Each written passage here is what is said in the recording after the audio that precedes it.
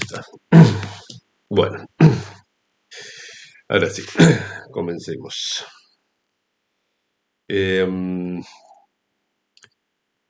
Las últimas reuniones han tenido momentos así un poco desorganizados y esta reunión no va a ser la excepción. Eh, Creo que el nombre de laboratorio que decidí ponerle a las reuniones este año en lugar de seminario es muy adecuado, realmente muy adecuado por el clima de trabajo y además porque en la época en que estudiaba en ciencias exactas, pecados de juventud, mi laboratorio se caracterizaba por ser realmente de los más desordenados,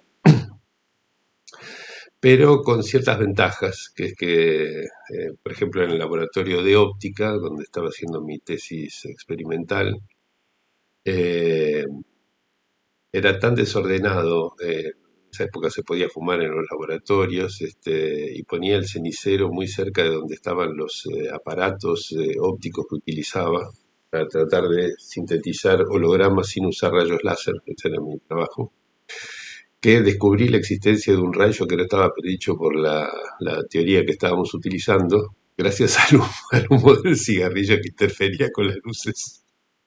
Casi en medio de un cuarto oscuro, cuando el humo pasa por arriba de algún rayo, lo hace visible y sin eso no lo hubiera podido descubrir. Así que hay ciertas ventajas del desorden, ventajas creativas que surgen del desorden. No voy a pretender hacer mucho orden. Marco me parece que está El diciendo algo, pero aforismo, muteado. A ver. Ah, no, ahí te escucho. ¿Qué? digo, eso armoniza con el aforismo lacaniano, yo no busco, encuentro. No estabas buscando y encontraste. Me sorprendió realmente. No le gustaba mucho a mi director de tesis, pero bueno, en fin. Este, bueno, entre las cosas, hubo muchas cosas interesantes que no voy a mencionar en esta semana, así, de gente que escribió vinculada con lo que le pasaba con este seminario y con los anteriores, etcétera. Eh, Se está produciendo un efecto así de transferencia de trabajo en el sentido en que Miller lo redefine, ¿no? Es decir, poder producir un debate orientado a partir de la argumentación, ¿no? Eso realmente me gusta mucho. Y me acordaba, justo dentro de unos meses tengo que presentar este libro, que es una colección de artículos reunidos por Edith Tenders, eh, sobre género, cuerpo y psicoanálisis se llama. Eh, para la presentación estaba leyéndolo y hay un artículo de Gustavo de Sal, a mí me encanta cómo escribe, este, que además es uno de los presentadores que elegí para la salida del primer de Toquecitos y es hasta ahora el autor de la mejor crítica que recibió ese libro. Crítica en el sentido de criticar cosas, ¿no? De discutir. ¿Sí? Lo hizo en la presentación misma, cosa que, ¿verdad? Que fue, este, no, eso no significa que estuviera en desacuerdo con todo, pero me gustó encontrar en las primeras dos páginas de este artículo, del libro, este, una apreciación que él hace. Es un gran lector de los modos de goce contemporáneos de Sal, ¿no? Me acuerdo que cuando salió uno de sus libros sobre los gadgets, etcétera, creo que se llamaba Inconsciente 3.0 o algo así, eh, escribí una reseña por mi cuenta, que le había puesto como título de Sal el cazador de goces, ¿no? Porque veía en todos los resquicios donde podía encontrar en la subjetividad contemporánea formas de goce y las identificaba muy bien. Bueno, la cuestión es que, fiel a ese estilo, en un artículo que se llama Across the Universe, sin salir de Manhattan, ¿sí? Escrito en el 2019, De Sal dice, está hablando de los movimientos LGTBQ, etcétera, ¿no? Y dice, no sin dolor ni resistencia, la lucha por el reconocimiento de los derechos del goce, que en definitiva ha sido siempre el motor secreto de los derechos civiles, es una constante en la historia humana, aunque solo ahora comienza a apreciarse su verdadero alcance y gravitación en los cambios sociales y políticos, ¿no? Y agrega, las fuerzas que retuercen, tensan y hacen estallar los discursos hegemónicos no son exclusivamente económicas, porque la economía es inseparable de la dinámica libidinal, de las exigencias que el goce impone a los seres hablantes, etc. ¿No? Bueno, sigue esto, qué sé yo. Mi idea no es comentar el artículo de él, pero me pareció muy interesante cómo este punto de sintonía, más allá de las críticas que Desal pudo hacer de mi planteo, pero hay un punto de sintonía crucial, ¿no? En esto que dice de la lucha por el reconocimiento de los derechos del goce, que en definitiva ha sido siempre el motor secreto de los derechos civiles, ¿no? Es una constante en la historia humana, es decir, esta cuestión de aparece un goce y hay un empuje porque se reconozca el derecho a gozar de esa nueva manera, etcétera, ¿no?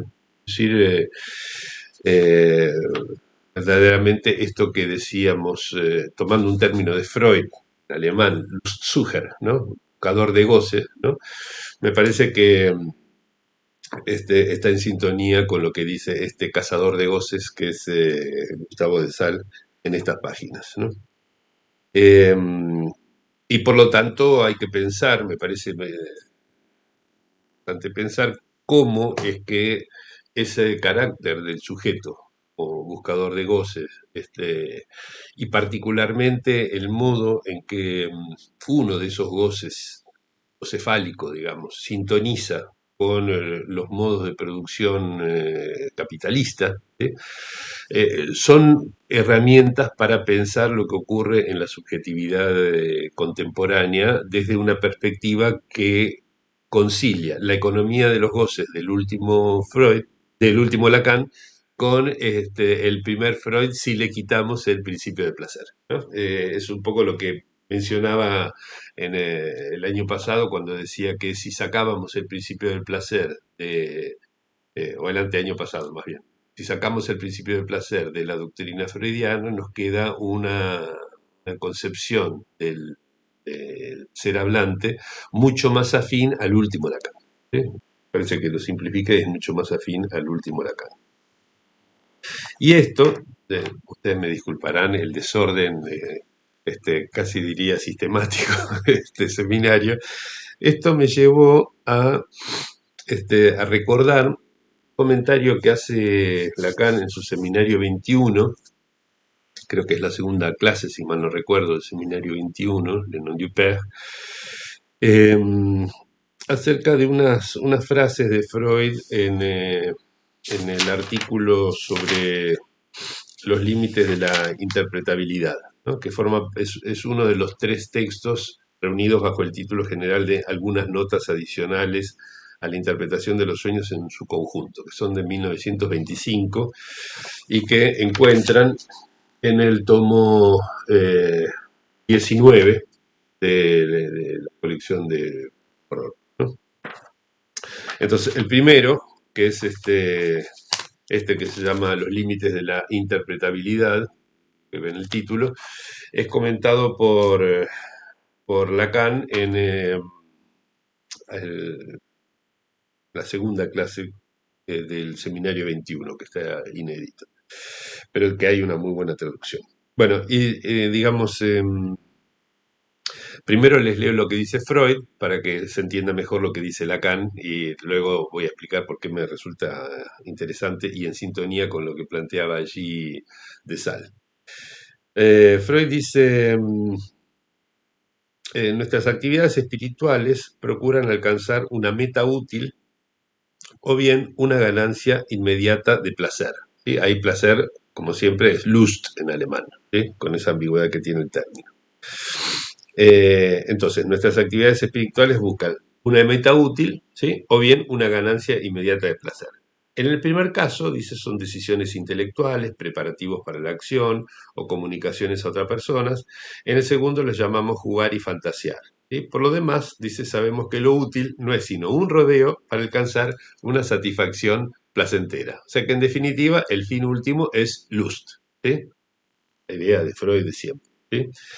Y luego explora algunas de las consecuencias que esto tiene respecto de el sueño, el dormir, el sueño y el límite que el goce impone a la interpretabilidad. ¿Sí? Bueno, nada, esto está en la página 129, lo que les leí está en la página 129 del tomo 19 de las obras completas de Freud. ¿Sí?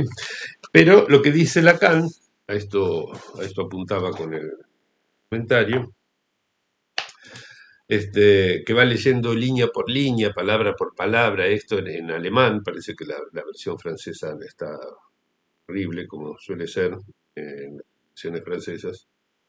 Acá las critica mucho esas traducciones.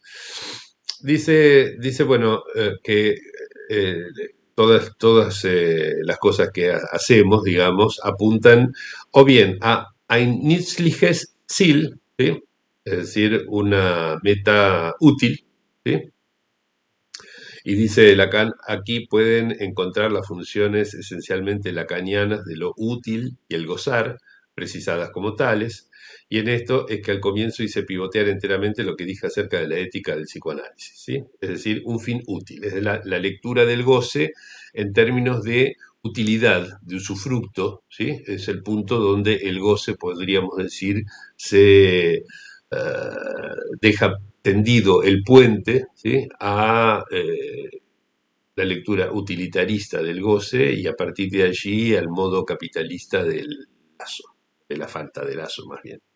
Y dice, o bien ellas, las acciones humanas, anstreben, ¿sí? Es decir, atraen, ¿sí? Oder, dice, un mittelbaren Lustgewinn, ¿sí? Es decir, una ganancia de goce, podríamos traducir, inmediata, ¿sí? Es decir, sin ese rodeo, ¿sí? Directamente ir a obtener el goce, ¿no? Un Mittelbaren, ese Mittel es el medio, digamos, ¿sí? Un Mittelbaren es sin medio, sin mediación, ¿sí? Directo, ¿sí? Inmediato. Está inmediato, es un Mittelbaren. Y Lustgewinn, ¿sí? Es un término clave en lo que hemos discutido hace 2 años cuando revisábamos Freud sin el principio del placer, porque vimos que precisamente es un invento, esta cuestión del Lustgewinn, que está entre el oxímoron y el pleonasmo, ¿sí? Y que le sirve a Freud para sortear los obstáculos de conciliar ciertos problemas del goce, diríamos, en el chiste, en la sexualidad, etcétera, con su bendito principio de placer. ¿Sí? Entonces utiliza esa expresión compuesta de Lustgewinn, que digo, es como si fuera una especie de pleonasmo, porque se supone que Lust siempre es una Gewinn, ¿sí? Siempre es una ganancia, ¿sí? Pero al mismo tiempo aparece como un oxímoron, porque el lust era la descarga, ¿sí? Y es como si se ganara una descarga, ¿sí? Es decir, parecería ser dos términos que se contraponen entre sí, ¿sí? Por eso es que jugué hace un par de años diciendo esto de que Lustgewinn estaba entre el oxímoron y el pleonasmo, ¿no? Entonces, Lacan propone traducir ese Lustgewinn directamente como plus de jouir, ¿sí? Es decir, plus de gozar, ¿sí? Y dice, ¿qué significa? ¿Qué significa un Lustgewinn? ¿Sí? Dice, un beneficio, ¿sí? En francés, gain, ¿sí? De lust, ¿sí? Una ganancia de lust. ¿Sí? La ambigüedad, subraya Lacan, ¿no? La ambigüedad del término lust en alemán no permite introducir en el Lustprinzip, traducido principio de placer, la formidable divergencia que hay entre la noción del placer, tal como el mismo Freud la comenta según la antigua traducción, única que vino de la sabiduría epicúrea, que quería decir gozar lo menos posible, ¿sí? Es decir, sacarse el goce de encima. El goce molesta, ¿sí? Perturba, saquémonoslo de encima, ¿sí? Porque, ¿qué es lo que el goce no joroba? Justamente por eso se hacían tratar de cerdos. ¿Sí? En efecto, los cerdos, mi Dios, dice, no gozan tanto como nos imaginamos, permanecen en su pequeño chiquero bien tranquilos, en fin, gozan lo mínimo, ¿no? Y hay más de una referencia a los cerdos en estas primeras clases del seminario, vinculados con esta idea de cómo sería una existencia que buscara reducir lo más posible, ¿sí? Que la cantidad fuera la mínima posible del goce, ¿sí? Algo que llevaría, como lo había denominado Diego Copo 2 años atrás, llevaría a una vida desinteresada, ¿no? A sacarse de encima cualquier forma de gozar, etcétera, ¿no? Algo muy, muy contrapuesto con lo que caracteriza al modo parletre de vivir, ¿sí? Entonces, fíjense el contraste, ¿no? Entre la idea de un menor goce, el menor goce posible, ¿sí? Y esta idea de un Lustgewinn, ¿no? Ahí hay una tensión en el propio Freud, ¿sí? ¿No? ¿Cómo es esto de que el principio de placer es buscar, digamos, el placer entendido como descarga, ¿sí? Como sacarse de encima cualquier forma de excitación, y la búsqueda constante, directa, ¿sí? O a través del fin útil, ¿sí? De una ganancia de goce que no podemos pensar más que en la forma de una excitación, ¿sí? Ese es el problema económico que venimos estudiando. Si pensáramos que fuera principio de goce y que todo lo que se busca es el goce, no habría ningún problema, pero ya no podríamos pensar el goce vinculado con ningún principio del placer, porque el goce no está vinculado a ninguna variable, ni cuantitativa ni a la idea de una descarga. Bueno, entonces, esto con respecto a lo que había leído de Sal y cómo me recordaba el punto con el que venimos insistiendo, ¿no? De que si nos sacamos de la idea del principio del placer como manera de pensar el sujeto hablante, entonces encontramos una descripción de la vida cotidiana, del mundo en que vivimos, de las formas de lazo que hacemos, e incluso del modo capitalista de mover el mundo, ¿sí? Que es mucho más afín con lo que se desprende de la idea de ese principio del placer, y mucho más acorde con el último Lacan, como lo ven en esta, por ejemplo, en esta segunda clase del seminario 21. Creo que es la segunda, si mal no recuerdo. Bueno, qué cosa lo he chequeado. Este, bueno,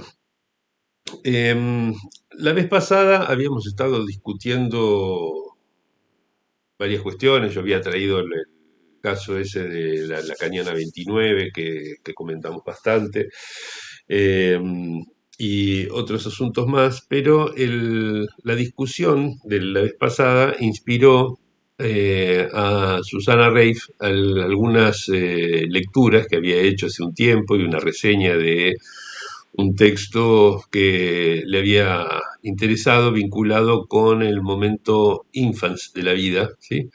Y por lo tanto me pareció útil que lo presentara ahora porque eh, arroja luz desde otro ángulo sobre este problema que venimos discutiendo a la luz eh,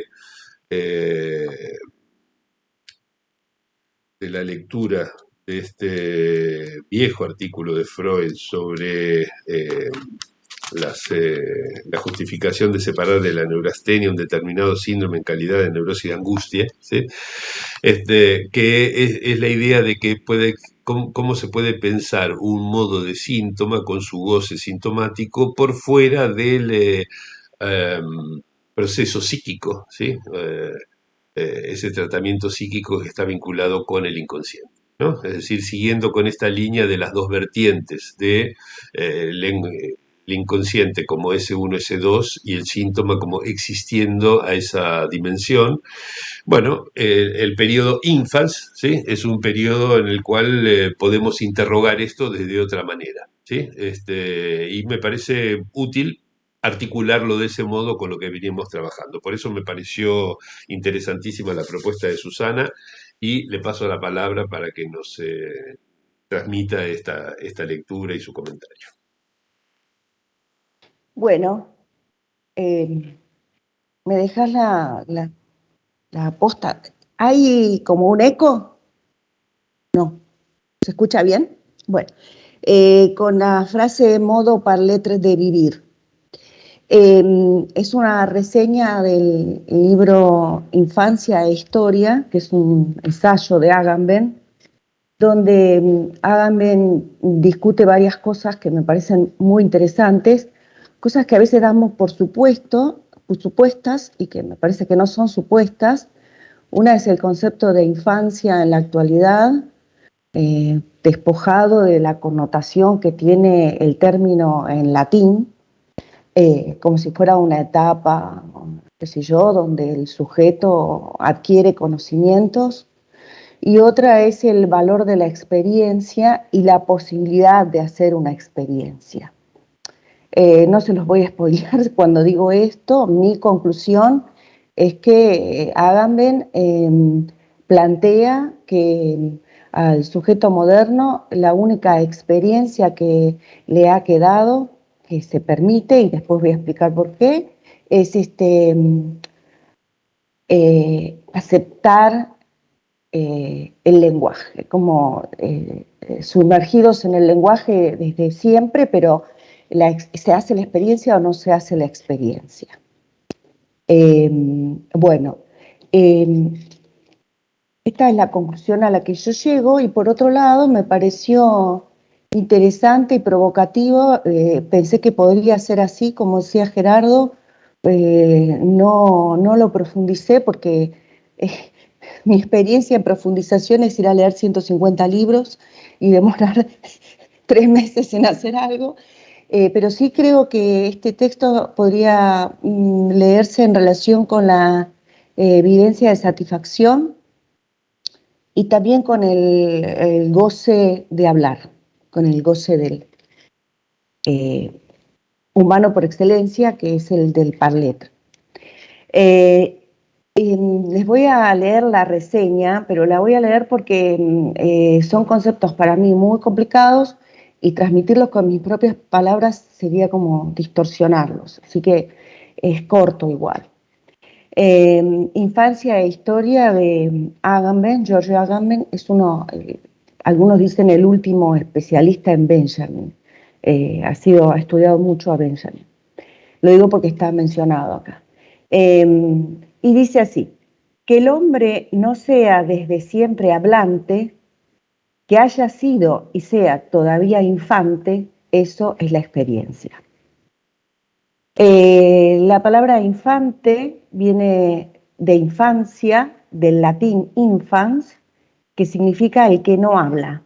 Está basado en el verbo for, que es hablar. Infans es no hablar. Experiencia, del latín experiri, comprobar.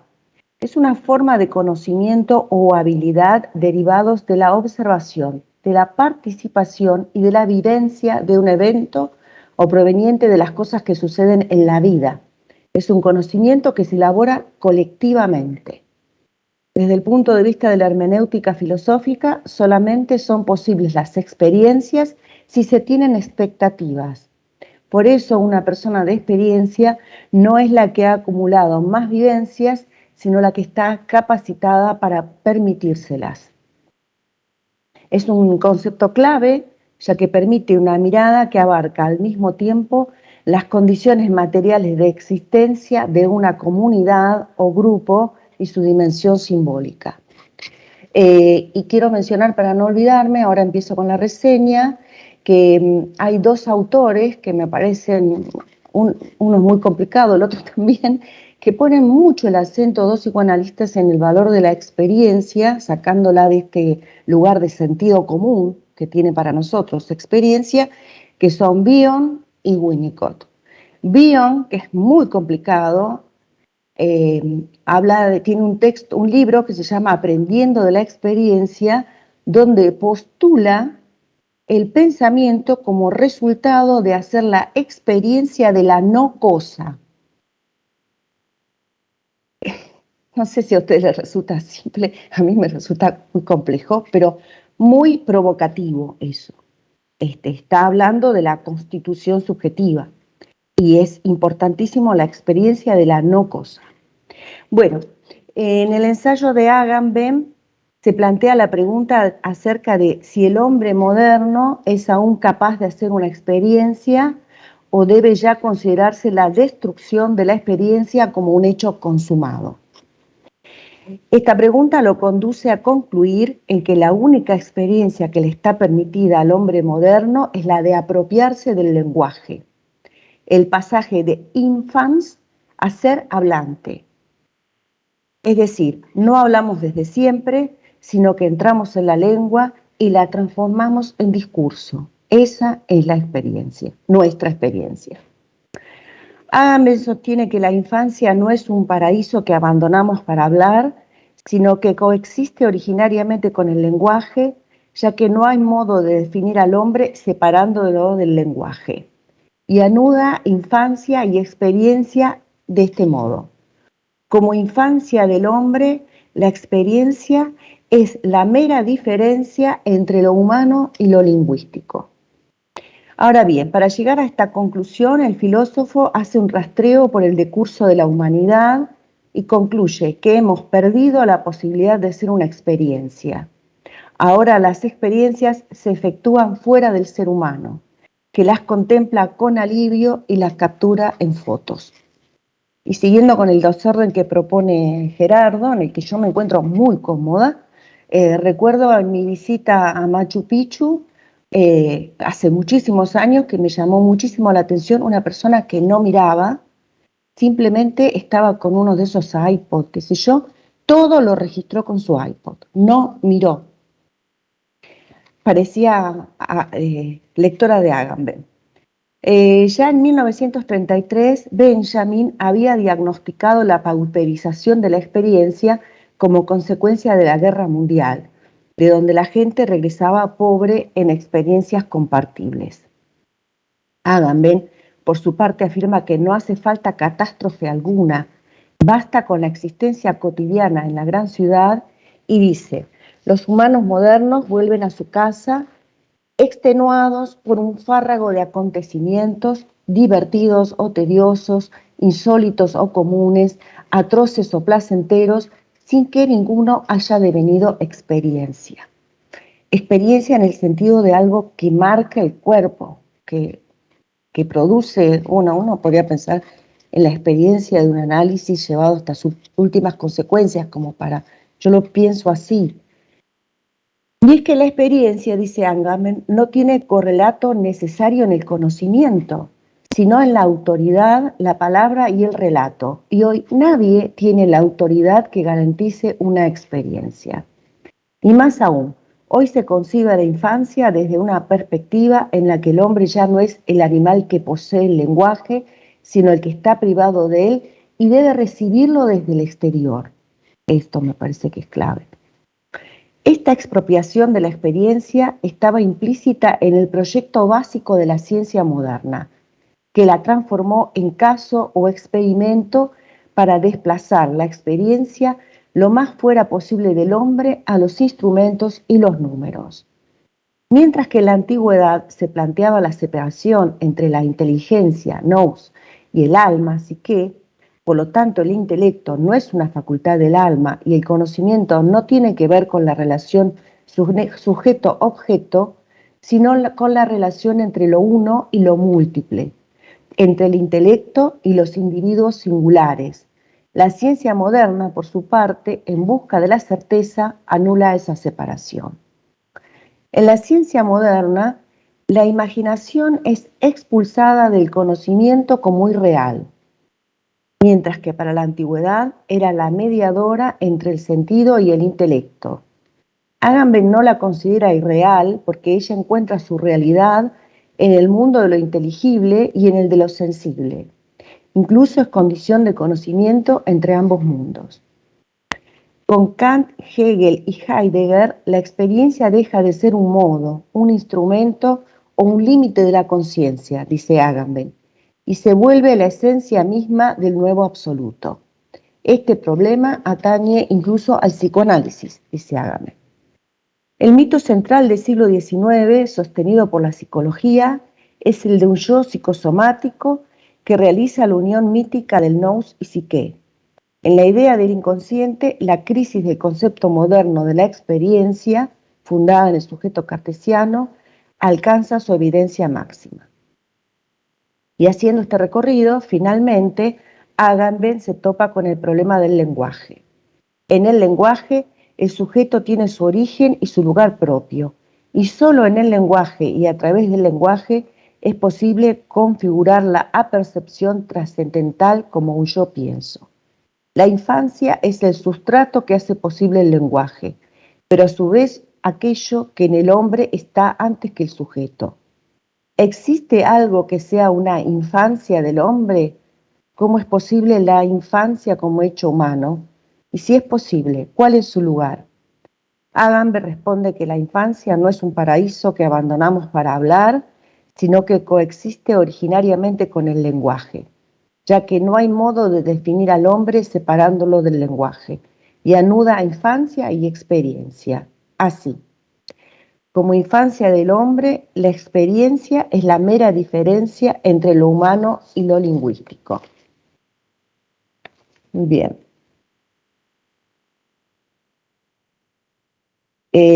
La experiencia es el misterio en que todo hombre instituye por tener una infancia.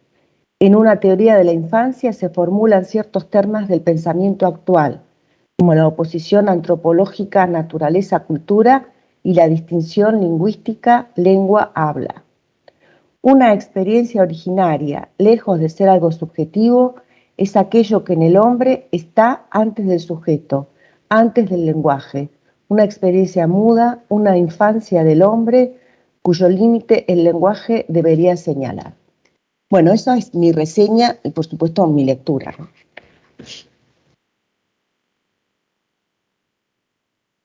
Terminé. Bueno, ok. Ok. Muchas gracias, muchas gracias. Les recomiendo muchísimo, hagan bien.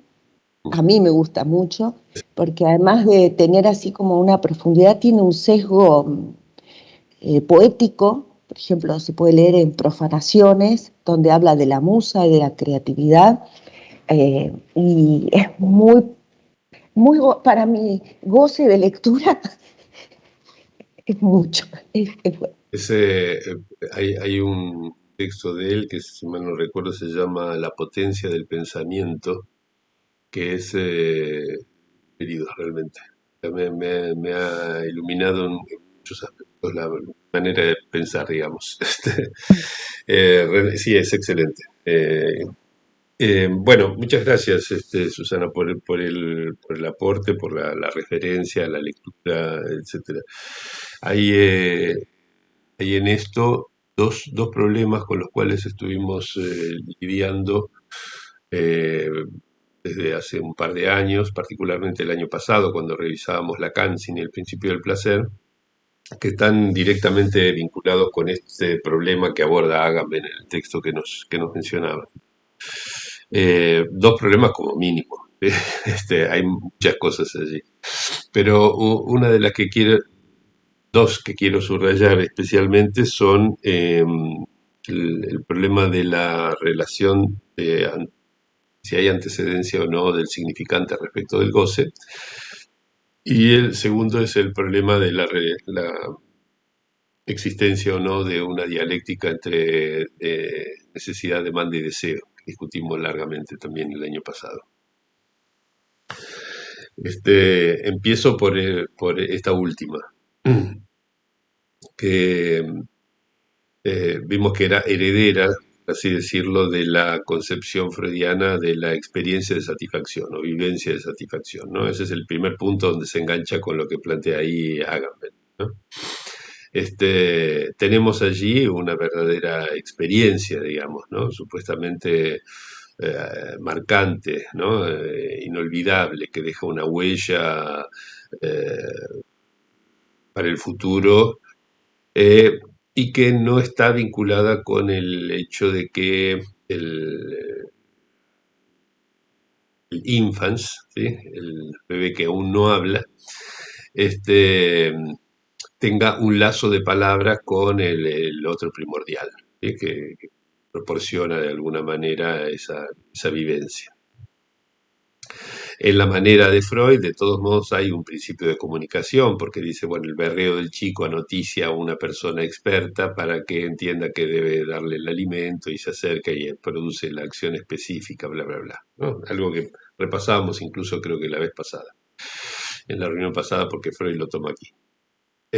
Pero el problema, digamos, de eso es que presupone, ¿sí?, la existencia de esa descarga de la molestia estomacal, en el caso del hambre, por ejemplo, y descuida el hecho de que mientras se calma ese hambre, al mismo tiempo se proporciona al sujeto una cantidad de goces absolutamente inédita, imposible de la existencia prenatal. Entonces, ¿no será más bien, mi pregunta, ¿no?, olvidándonos del principio del placer, ¿no será más bien que esa vivencia de satisfacción es una vivencia de goce? Y que es una vivencia de goce solo posible porque existe el significante, es decir, porque somos seres hablantes y por eso es que tenemos al alcance este arco iris inmenso de goces posibles, pero que no depende del lazo significante con el otro. ¿Sí? O sea, de que ese lazo esté establecido por medio de palabras, como se forman todos los discursos, ¿no? Que también Agamben hace referencia a esto en lo que vos mencionabas. Y a partir de allí es que nosotros pusimos una especie de llamado de atención sobre la tan conocida dialéctica de necesidad, demanda y deseo en la enseñanza de Lacan, ¿no?, planteada en los primeros seminarios y que deja huellas muy, muy duraderas, incluso en la concepción del objeto A, etcétera. Fuimos siguiendo el hilo lógico de eso a lo largo de toda la enseñanza de Lacan, ¿no? Pero el problema es que presupone un sujeto mítico que sería el cachorro humano, solamente tiene necesidades del tipo biológico, animales, etcétera, ¿no? Y que debido a que se ve forzado a pasar sus necesidades por el significante, ¿sí?, para transformar eso en demandas, ¿sí?, es que hay algo de eso que entra en el mundo significante y se traducen esas necesidades al significante, que es lo que llamamos la pulsión, y algo que no entra, que sería el deseo, ¿no? Y ahí nos queda esa especie de binario que contrapone la pulsión y el goce por un lado y el deseo por el otro, etcétera, ¿no? Eso nos crea una manera de pensar las cosas que hace imposible sostener lo que dedujimos de Freud si sacamos el principio del placer, que es que hay un deseo fundamental, que es el deseo de gozar, donde no hay ninguna contraposición entre deseo y goce, todo lo contrario, solidaridad extrema, ¿sí?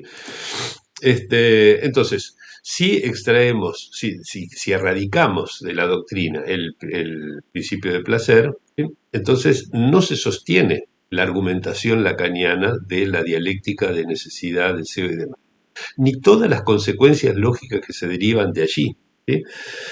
Lo cual, insisto, ¿sí?, eso no quiere decir que está mal la dialéctica que plantea Lacan. Lo que siempre mi planteo es, bueno, pensemos qué utilidad tiene pensar la doctrina sin el principio de placer, ¿sí?, a ver si nos resulta más útil clínicamente, ¿sí?, para pensar la subjetividad en general y el laburo con los pacientes en particular, ¿sí?, que es en definitiva es todo lo que justifica nuestras discusiones, ¿no? Entonces, este es uno de los problemas que se desprenden de esta idea, ¿no? Es decir, que si pensamos en una vivencia de satisfacción como descarga de una excitación molesta, ¿sí?, nos da el modelo freudiano que pretende conciliar por lo menos esa primera vivencia de satisfacción con el principio de placer. Y de allí la idea lacaniana de que la entrada en el significante introduciría un resto, ¿sí?, algo que no entra en el significante, que funciona como un motor bajo la forma del deseo y cuyo corazón, digamos, vivo es ese objeto A, causa del deseo que insiste, etc. Bueno, eso es lo más conocido de Lacan, ¿sí? Cuesta junto con sacarnos de encima la idea del principio del placer, la idea de la defensa y todas sus consecuencias, también cuesta pensar las cosas sin esta dialéctica de la necesidad, demanda y deseo, con la cual estudiamos prácticamente, bueno, en la facultad seguro, pero pronto se va a enseñar en el colegio secundario. Este, y la segunda cuestión que se emparenta con lo que planteó Susana, digamos, con lo que leyó Susana en Agamben y que Agamben discute en ese Infancia e Historia, es el problema de qué relaciones hay entre el significante y el goce, ¿no? Porque, digamos, se puede pensar una experiencia de goce anterior al significante o siempre es algo posterior, ¿no? Es un problema, ¿sí? Y en Lacan es un problema que insiste de diversas maneras, ¿no? Porque por un lado dice que el significante es causa de goce, ¿sí? Y hay que ver qué tipo de causa estudia, por ejemplo, en el seminario 17, ¿sí? El lenguaje pensado como un aparato de goce, ¿sí? Es decir, como algo que, una maquinita de producir goce, ¿no? Entonces tendríamos primero el significante, ¿sí? Y luego tendríamos el goce, ¿no? Pero hay lugares en los cuales en Lacan esa relación parece más bien a la inversa, ¿sí? Es decir, momentos en los cuales se piensa el goce como anterior al significante, ¿sí? Y el significante como introduciendo en el goce su marca, su en fin, orientación, etcétera. Y lo que discutíamos la vez pasada es que yo creo que esto corresponde a que hay que pensar esto no como un debate de es antes o es después en un mismo nivel, sino que hay que separarlo en dos niveles y que las dos respuestas son las correctas, ¿sí? Contrariamente a lo que se suele achacar a mi manera de pensar, que todo el tiempo busco las tensiones, a partir de allí pienso, en este caso creo que se puede conciliar perfectamente, ¿sí? Es decir, me parece que hay una relación del significante que es anterior a todo goce posible, que es lo que nos constituye como seres hablantes, ¿sí? Y que nos abre las puertas a la existencia de una infinidad de goces absolutamente inédita en el mundo animal o vegetal también, etc. Este, pero también tenemos la posibilidad de que el significante venga después del goce, ¿sí? Es decir, por ejemplo, que haya un goce no vinculado con el significante en la vivencia de goce inicial, ¿sí? En esa primera vivencia de goce, ¿sí? Y que luego a eso el sujeto anude ciertos significantes que vengan como a representarlo, por así decirlo, en el lazo con él, ¿no? Es decir, que el significante venga a posteriori de la vivencia de goce, ¿no? Y eso haría que la vivencia original de goce tuviera ese carácter tan difícil de nombrar, precisamente, ¿sí? Si fuera un producto del significante, ¿cuál sería la dificultad para nombrarlo, para encontrar la palabra que lo determine, ¿no? Bastaría revolver un poco el desván y conseguirlo, ¿tá? Mientras que nos encontramos más bien con algo que fue anterior a la existencia del significante mismo, ¿sí? Lo cual no lo hace inefable, ¿sí? Lo hace, hay que inventar algo para nombrarlo, ¿sí? Digamos, porque no está producido por un significante, ¿sí? Entonces, se pueden hacer coexistir las dos relaciones entre significante y goce, solo que manteniéndolas en dos niveles distintos. En el nivel del ser hablante universal, digamos, del universal del ser hablante, el significante es anterior al goce, ¿sí? No podemos pensar ese ser hablante sino con un goce que es posterior a la existencia del significante. Mientras que en el nivel de cada uno de los parletes, en el nivel de lo singular, perfectamente puede haber goces que son anteriores al significante, ¿sí? Esa es, de alguna manera, el resumen, ese es el resumen que yo este, puedo transmitir simplemente de largas discusiones que tuvimos en varias reuniones de los dos últimos años. Bueno, antes de retomar el hilo de lo anterior, me gustaría abrir un poco la discusión a los que tengan ganas de intervenir respecto del aporte de Susana y estos comentarios que agregué. No sé si alguien quiere aprovechar ahora para que no quede muy distante, digamos, esto de lo que aportó Susana. Si quieren participar, solamente tienen que abrir el micrófono y con mucho gusto los escuchamos. Si abren la cámara, mejor también.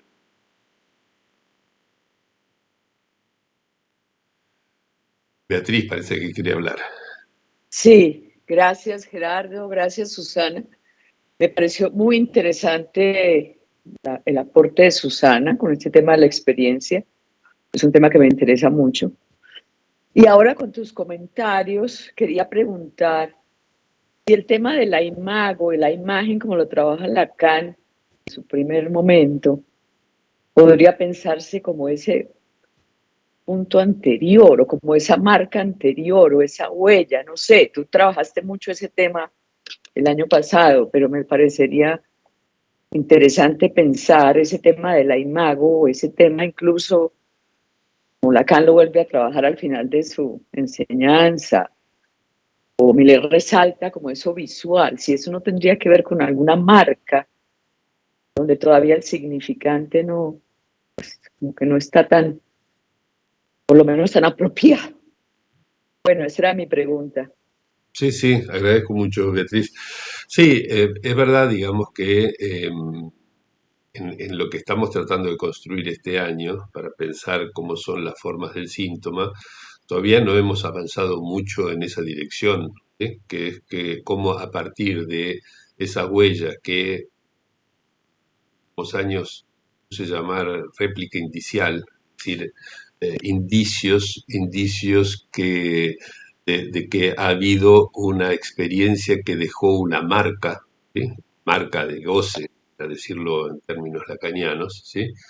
Cómo a partir de eso se construye, por ejemplo, un objeto imaginario, sirve una imago, para tomar el término que mencionaba Beatriz, pero no solamente eso, ¿no? Sino el principio de la conformación del fantasma e incluso del síntoma.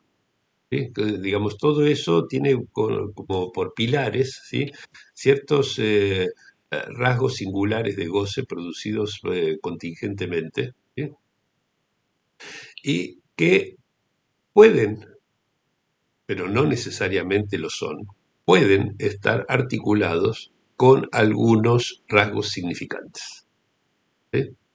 Por ejemplo, el mejor texto freudiano para interrogar qué es la imago y cómo entendía Freud la imago, de donde después Melanie Klein va a tomar noción de los objetos, ¿no? Buenos y malos, y a partir de donde Lacan va a extraer su noción de imago como eficacia de lo imaginario, ¿sí? Primero es recordar el origen del término imago, ¿sí? Que es la novela de Spitteler, si mal no recuerdo, de 1906, ¿sí? Donde imago era una de las partes en que se dividía la mujer para el protagonista. Este, es una novela muy interesante realmente. Alguna vez te podría traer el comentario. Pero en definitiva, lo que quedó como, de ahí salió el nombre de la primera revista psicoanalítica, Imago, ¿sí? Tenemos acá en la Argentina una agenda de actividades psicoanalíticas que se llama Imago también, o sea, ha dejado su marca, ¿sí?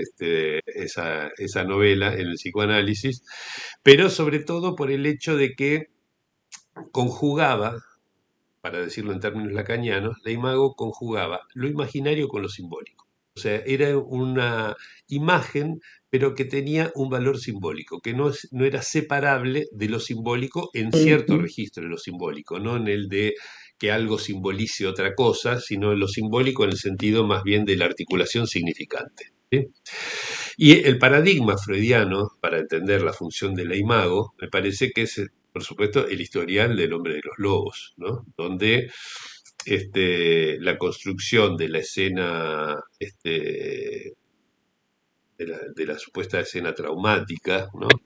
Habría dejado su huella en el sujeto como causa, ¿sí? Como núcleo de su ser, ¿sí? Es decir, como aquello que definía el estilo de sus lazos libidinales, ¿sí? Esos enamoramientos compulsivos que tenía con cualquier mujer que viera en cuatro patas, ¿sí? Esto tiene precisamente ese carácter, ¿sí? Es decir, es a partir de ciertos rasgos simbólicos, ¿sí? Hora del día, posición, en fin, estas cosas con las cuales va construyendo Freud esa escena primordial, ¿sí?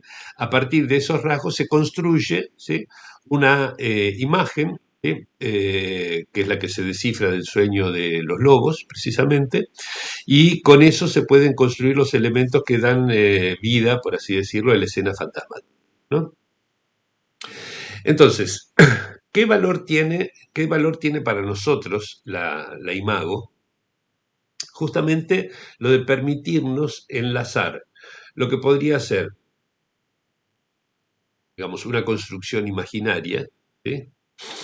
Con la existencia de ciertos rasgos, indicios, ¿sí? De algo que ha dejado huellas duraderas en la economía de los goces de un sujeto, ¿sí? O sea, no se puede pensar la imago como una imagen, sino como algo que junta en sí los dos registros, imaginario y simbólico, pero a partir de huellas de goce, ¿sí? Por lo tanto, todos los registros están en juego en la imago.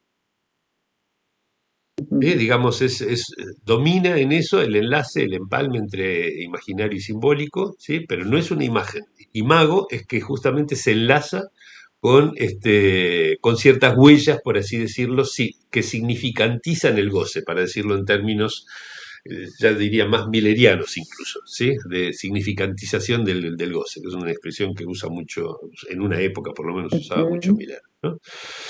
Este, entonces creo yo que el texto de Agamben que Susana comentaba y digamos que resultó interesante, muestra cómo la experiencia, ¿sí? Esa experiencia que deja una huella, que deja una marca, digamos, ¿no? Debe pensarse en el nivel, ¿sí? De ciertas marcas delebles, ¿sí? Que luego tienen, por lo tanto, el carácter de letras que se pueden repetir, que pueden tener identidad consigo mismas, etcétera, pero con un mundo en el cual el lazo con el otro, ¿sí? Solo se da en términos de significante, que tienen otra lógica, que tienen otra estructura, ¿sí? Y por eso es que eh, hay una dificultad para empalmar esas dos dimensiones, ¿sí? Porque tienen lógicas distintas, la del significante y la de la letra, ¿sí?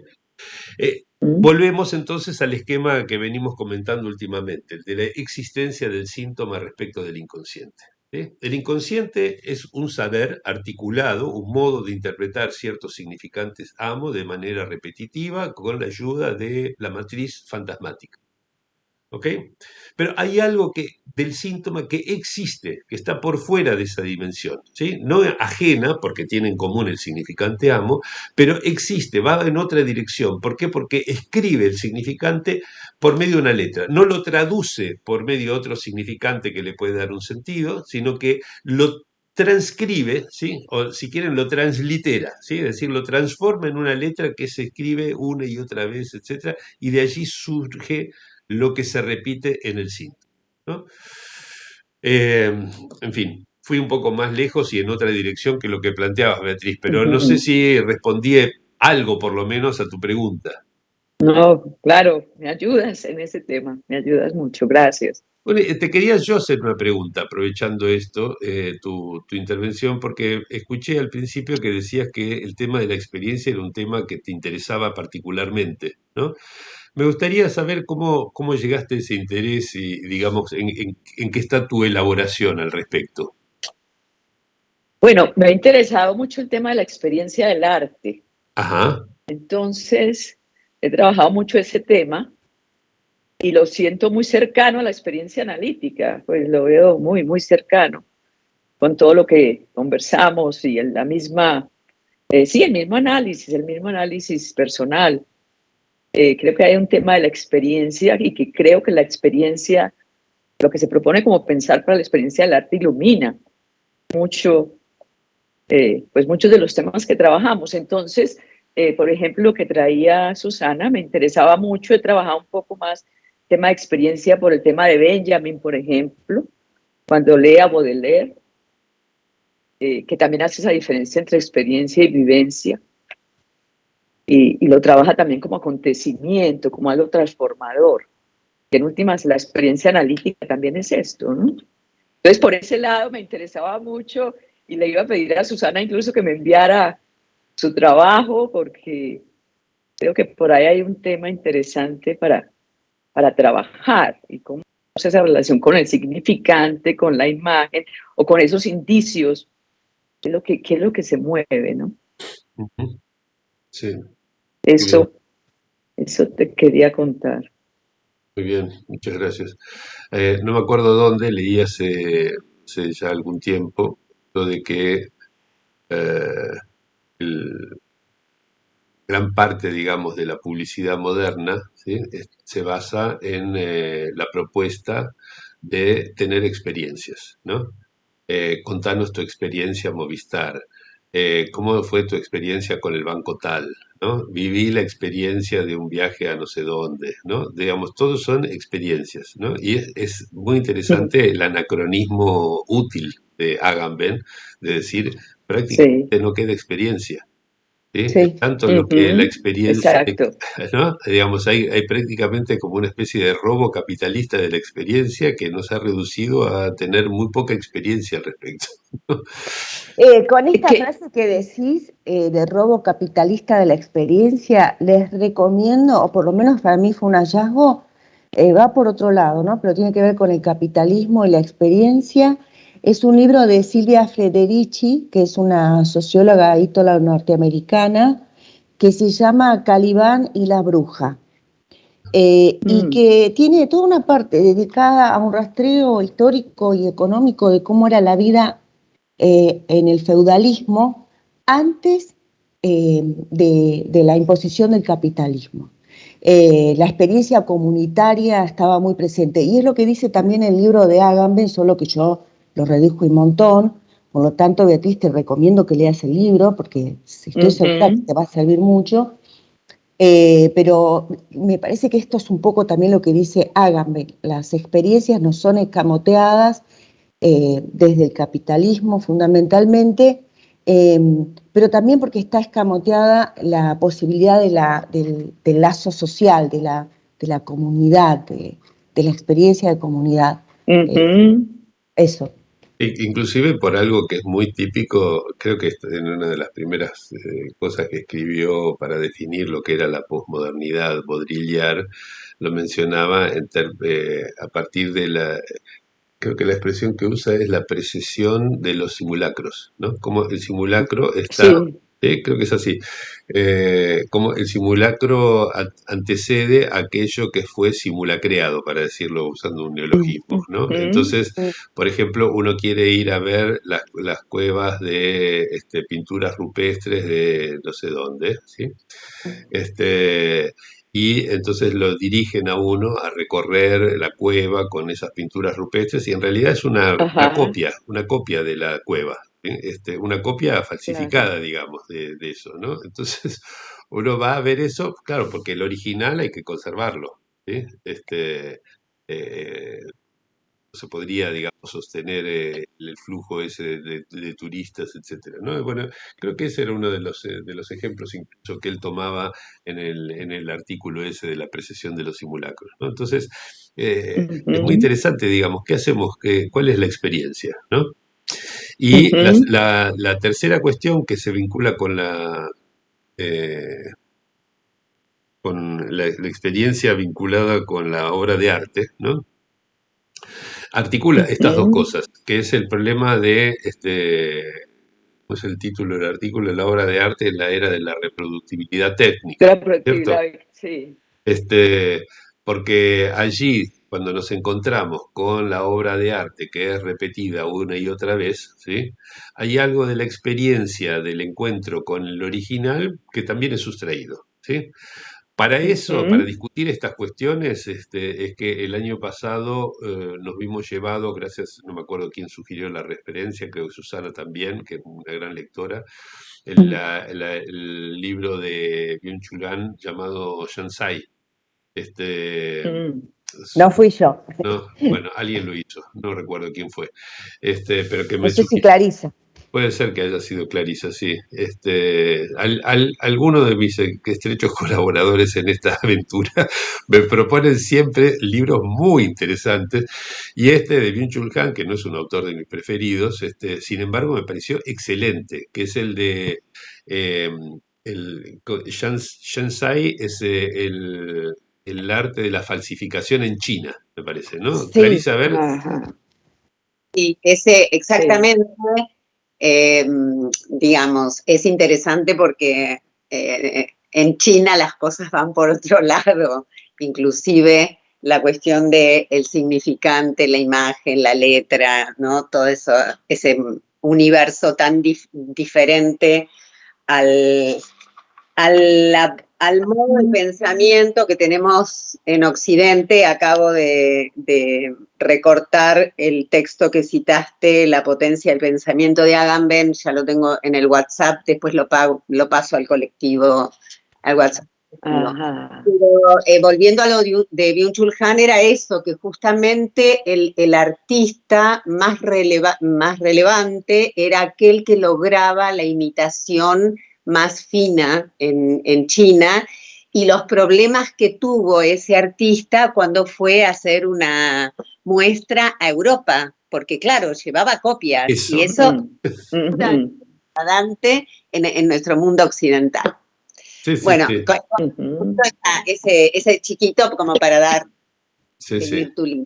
Clarisa también, gran eso. lectora y que aporta muchísimo en relación con esto. Y me hacía pensar en la experiencia Van Gogh, que ahora se puso de moda, por ejemplo, donde prácticamente no hay Ajá, obra de Van Gogh, ¿no? Pero uno hace la No, experiencia de estar metido en ajá, los cuadros de Van Gogh. Ibas a decir sí. algo más, creo, inmerso. Clarisa.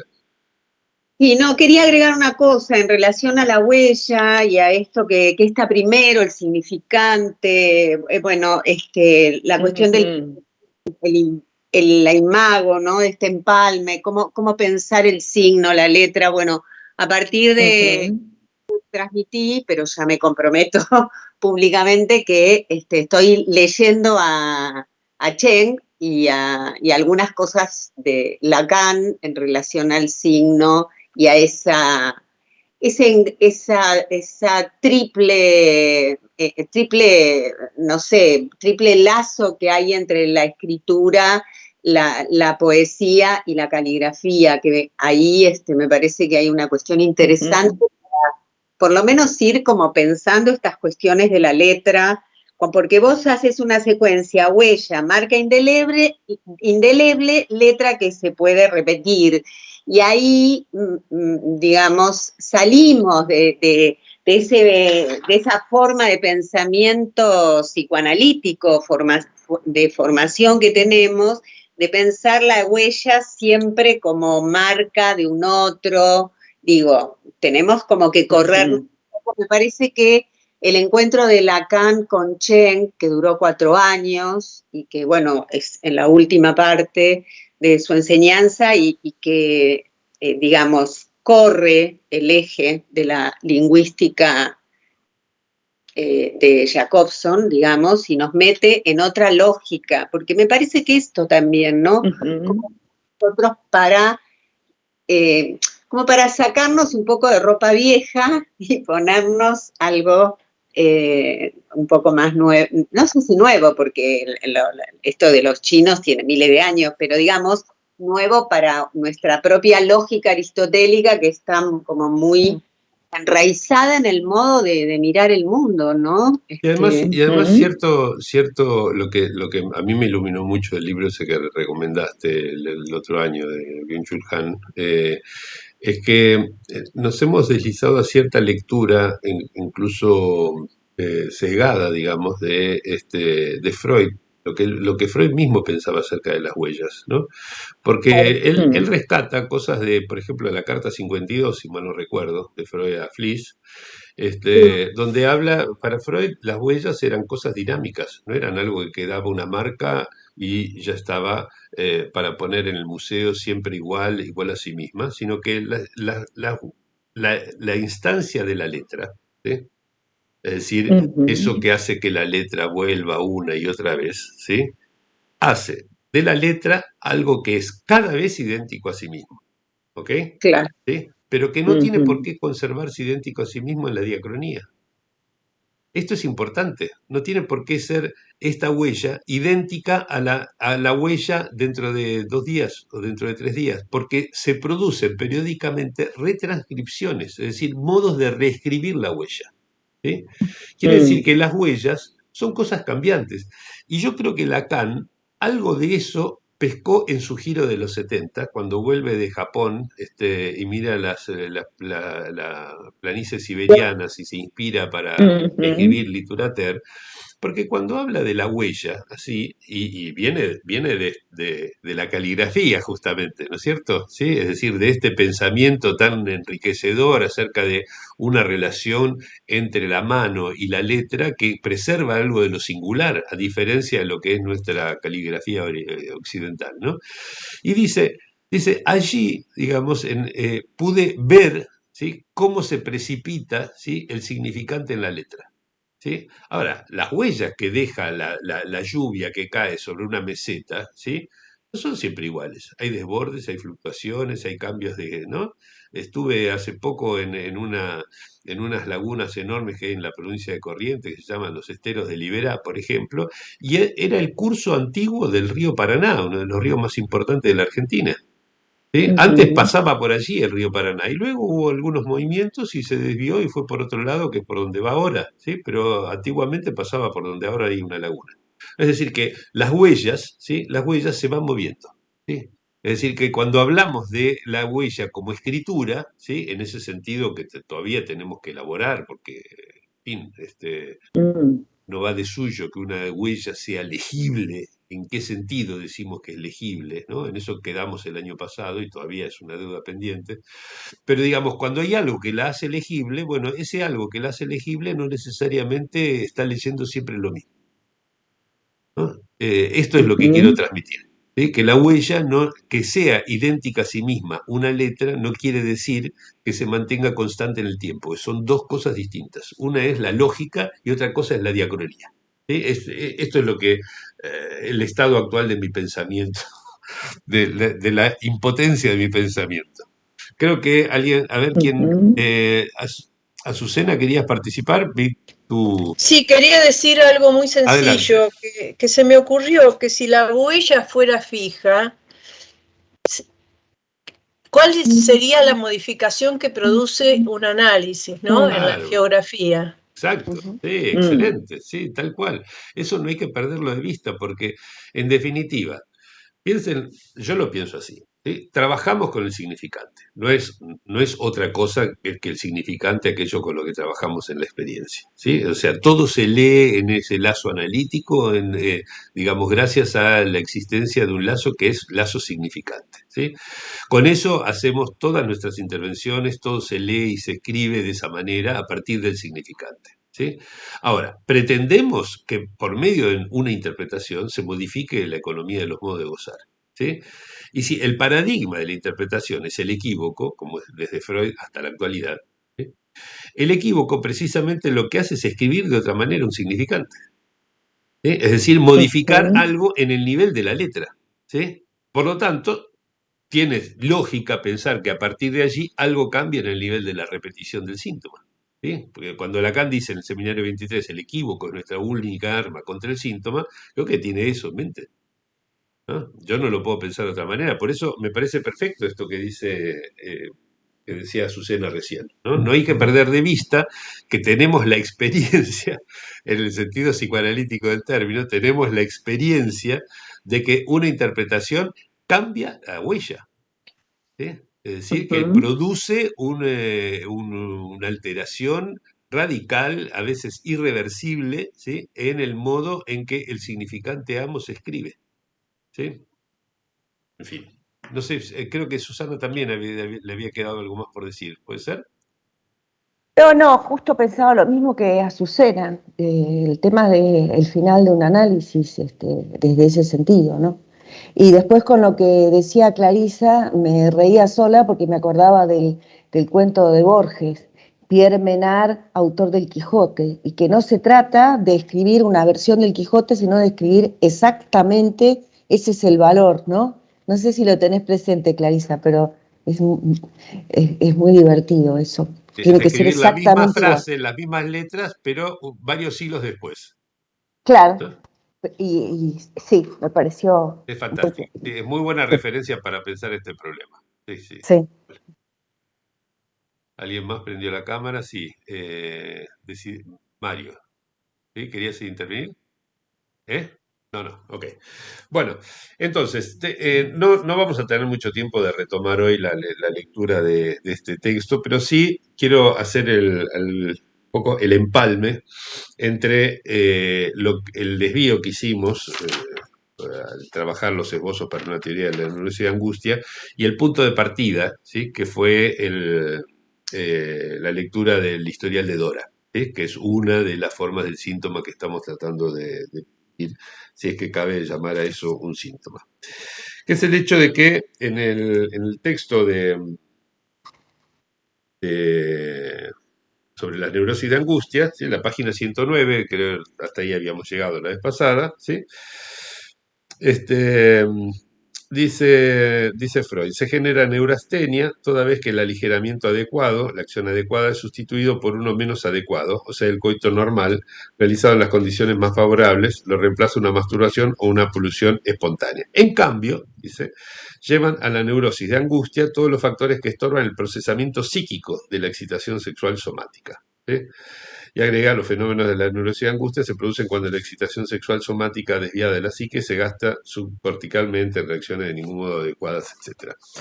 A esto tenemos que contraponer, me parece, con la mayor claridad, lo que dice Freud acerca del síntoma de la tos de Dora.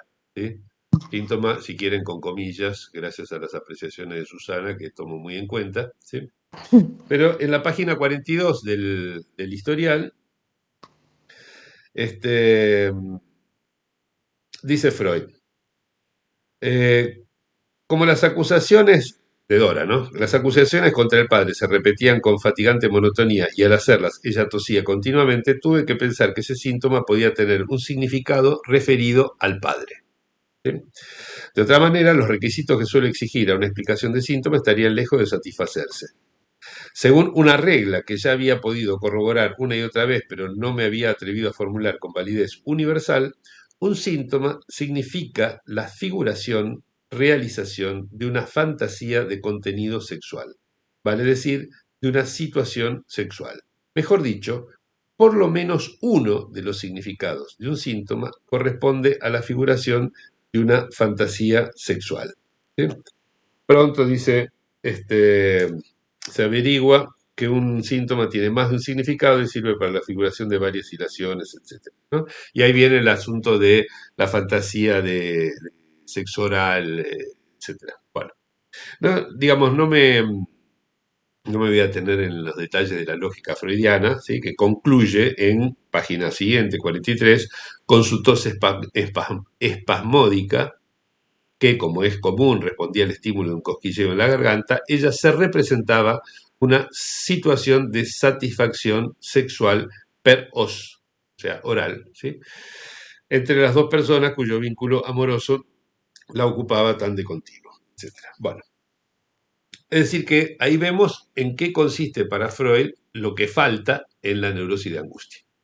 ¿Sí? Es decir, lo que aquí decía, ¿no? Como un factor que estorba el procesamiento psíquico de la excitación sexual somática, ¿sí?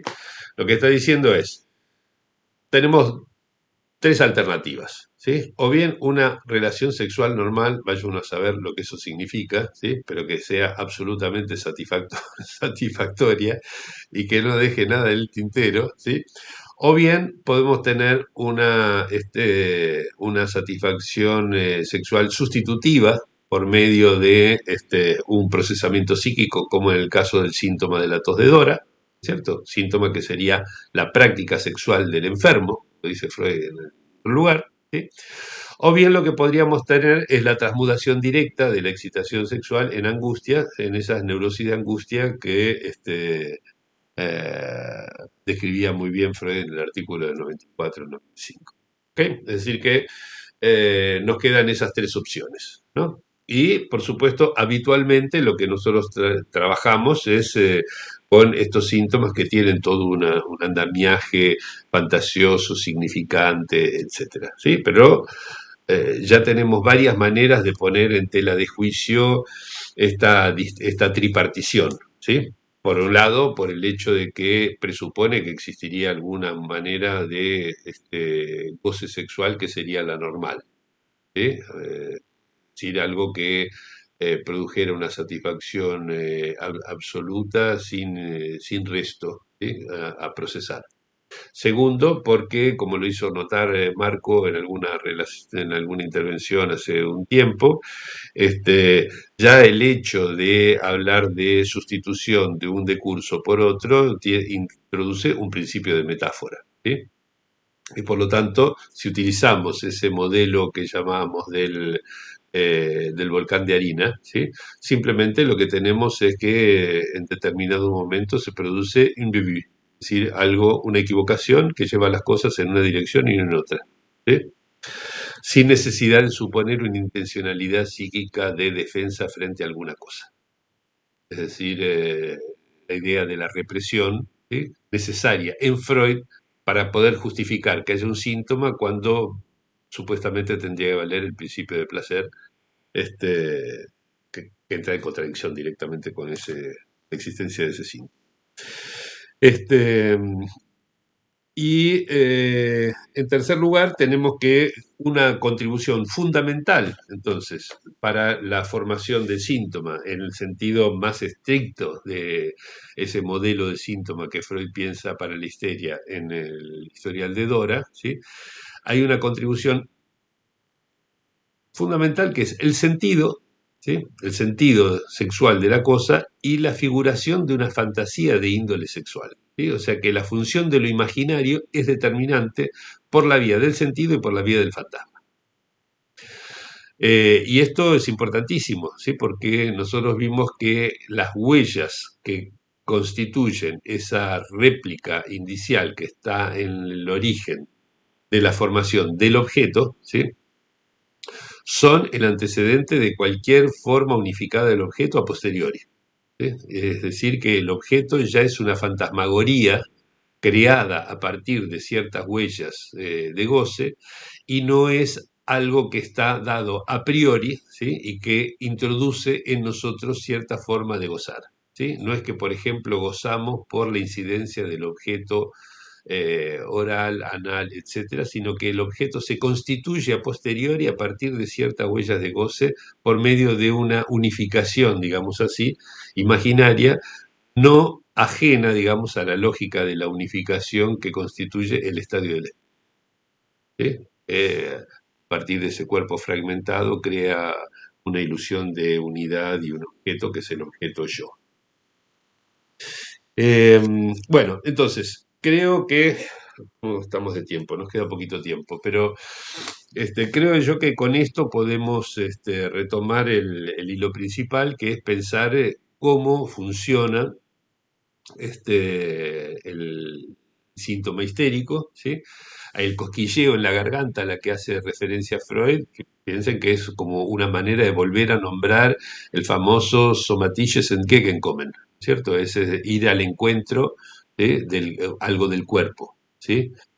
Freud piensa que es así, hay algo del cuerpo que está atento, digamos, a encontrar una vía de descarga, que él piensa con el principio del placer, y cuando hay algo, digamos, hay un sentido sexual que busca satisfacerse, se conjugan, suman fuerzas, se enlazan entre sí y eso le permite a la excitación obtener el circuito de la repetición, ¿sí? O sea, sin ese sentido anudado, ¿sí? Al Somatisches Entgegenkommen, ¿sí? A la solicitación somática, como se lo traduce mal para mi gusto, no habría repetición posible en el síntoma, ¿sí? Y por lo tanto tenemos otra vez allí la idea de esa contribución presignificante, digamos, de un cosquilleo corporal, ¿sí? Como el grano de arena alrededor del cual se produce la perla del síntoma, etc. Veo aparecer el rostro de Cintia con ganas de participar, así que te escuchamos. No, porque la última frase tuya me disparó algo. cuando vos decías que no gozamos por incidencia del objeto. Mal. ¿Se escucha bien? Que no gozamos por incidencia del objeto, es decir, que no hay algo exterior que nos determine el modo de goce, sino que son esas huellas las que generan a posteriori el objeto. ¿Por qué? Disculpa, tal vez yo no lo dije con claridad. No estoy hablando de exterior o interior, ¿sí? Digamos, cuando se produce la huella, ¿sí? La huella se produce por un encuentro, ¿sí?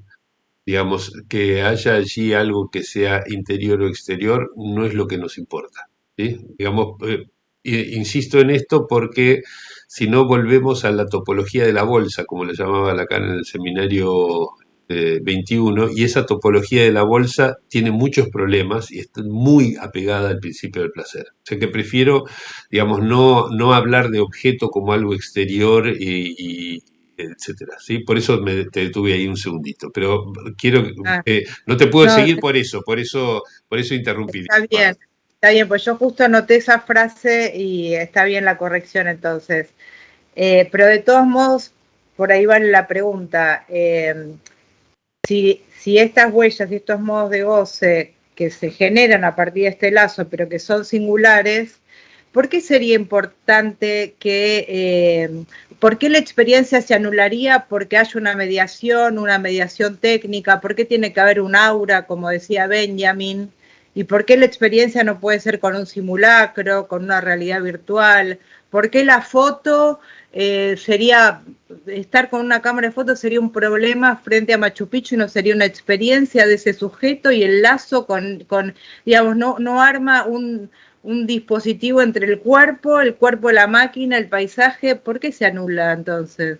Eso es lo que quería preguntar. Tal vez lo que se produce es más bien un viraje de una experiencia a otra, o la oferta de una experiencia nueva, además de la experiencia clásica. ¿Sí? Bueno, entonces el capitalismo no roba nada. El capitalismo proporciona, para corregir, perdón, otra frase tuya, es tan inteligente que potencia los modos de goce y de experiencia de los sujetos. Y por eso es tan efectivo. Sí, con la salvedad de que por reducir, digamos, la multiplicidad de goces a uno que tiene ese carácter, el único que tiene ese carácter de siempre uno más, ¿sí? Entonces tal vez en lugar de sumar, ¿sí? Resta, ¿sí? Y produce una especie de empobrecimiento general de la variación de goces, ¿sí? Bajo la forma de una especie de cornucopia de goces, ¿sí? En verdad se reduce todo a un hilito chiquitito, ¿sí? Y esta proliferación de la depresión como el mal del siglo, ¿sí? Probablemente esté vinculada con eso, ¿sí? Es una especulación, ¿sí? Pero digo, no doy por cerrada la discusión en este punto. Me parece muy bueno el contrapunto que ofrece Cintia. Pero lo que quiero decir es que hay que ver, digamos, si además que se introduce al poner la cámara de fotos, ¿sí? O el iPod o lo que sea, intercediendo entre el Machu Picchu y mi ojo, ¿sí? Si eso introduce una experiencia adicional, ¿sí? O empobrece las formas de la experiencia. ¿Sí? Eso lo dejo abierto. No quiero saldarlo ahora porque me interesa, es un problema muy complejo, ¿sí? Como para resolverlo así, digamos, en 2 palabras. Pero agradezco mucho porque me alerta sobre esta cuestión que dije del robo de la experiencia. Tal vez hay algo allí extremo que hay que matizar, ¿sí? Me gustó mucho la crítica por ese punto. ¿Alguien más creo que quería participar? Sí. Sí, es algo autorreferencial. Yo me crié en la Pampa Húmeda y en el primer viaje que hice a Bariloche en el siglo pasado, ante el Tronador, el Cerro Tronador, quedé impactada. De la misma manera que cuando conocí el mar. Hace un tiempo acompañé a alguien a conocer el Tronador y me dijo, es tal cual lo vi en el cine. Y ahí tuve la sensación de lo que nada que ver con la experiencia casi corporal o corporal directamente que había sentido yo con lo que esta persona ya lo conocía, no era la primera vez. Eso quería comentar. Está bueno, digamos, porque es de vuelta lo mismo, ¿no? Hubo allí una sustracción de ese impacto que produjo el tronador en Azucena, o hubo el agregado de una forma distinta de experiencia, porque primero se lo ve en el cine, después se lo ve en la realidad, ¿no? En el encuentro directo, y a partir de allí hay una multiplicación, ¿no? ¿Qué es lo que se produce allí? Para pensar, ¿sí? Este, em, Soy de la idea, ¿sí? Soy de la idea de que hay un punto, por lo menos, de la lógica de la unión entre ciencia, tecnología y capitalismo, ¿sí? Que es como el motor de nuestro mundo contemporáneo, que se apoya, por así decirlo, en este carácter buscador de goces del sujeto, ¿sí? Es decir, que busca promocionar, digamos, nuevas formas de gozar, etcétera, ¿sí? Pero yo creo que al mismo tiempo introduce en esa forma, ¿sí? Algo que acota, ¿sí? Los modos de gozar, ¿sí?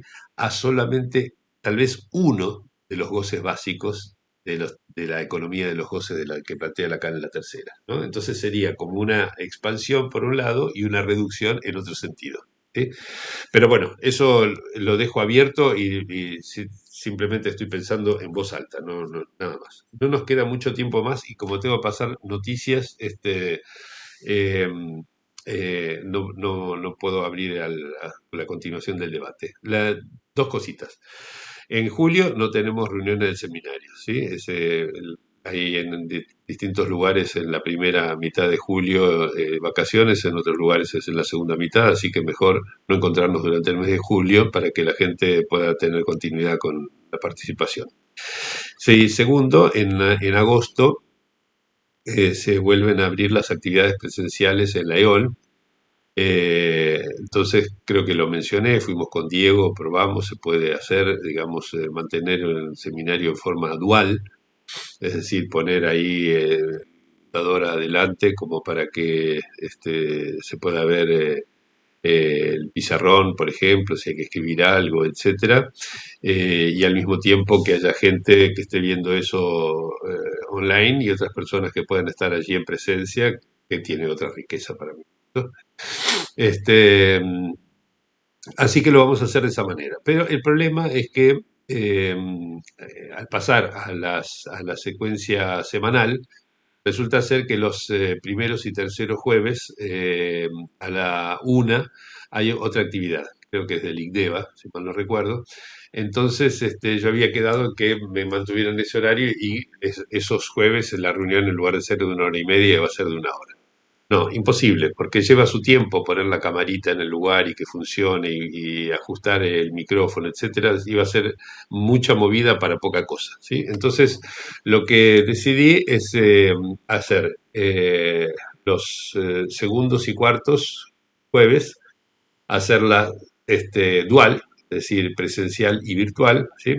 Y los otros, es decir, primeros, terceros y quintos, hacerla solamente virtual, ¿sí? Para que podamos disponer de la hora y media, ¿sí? Entonces, los que tengan ganas de participar personalmente pueden acercarse a la sede de la IOL, sigue siendo en la la sala D, segundo piso, o primer piso creo que es. Sí, primer piso. Y, y la verdad que sería un gusto realmente, ¿sí? Encontrarme con al menos algunos de ustedes allí. Hay muchos que están en otros países, así que no voy a pretender tanto, o en otras ciudades del país. Pero entonces, el próximo encuentro sería el 4 de agosto, como es primer jueves, va a ser una reunión virtual, ¿sí? Porque primeros, terceros y quintos van a ser virtuales y segundos y cuartos presenciales, ¿ok?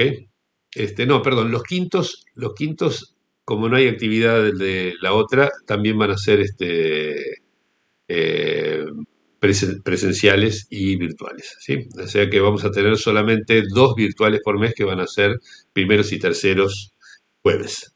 Tomen nota de eso para tenerlo presente. De todo modo, virtual va a ser siempre, ¿sí? Solamente agregamos las presenciales primeros, los segundos, cuartos y quintos jueves del mes.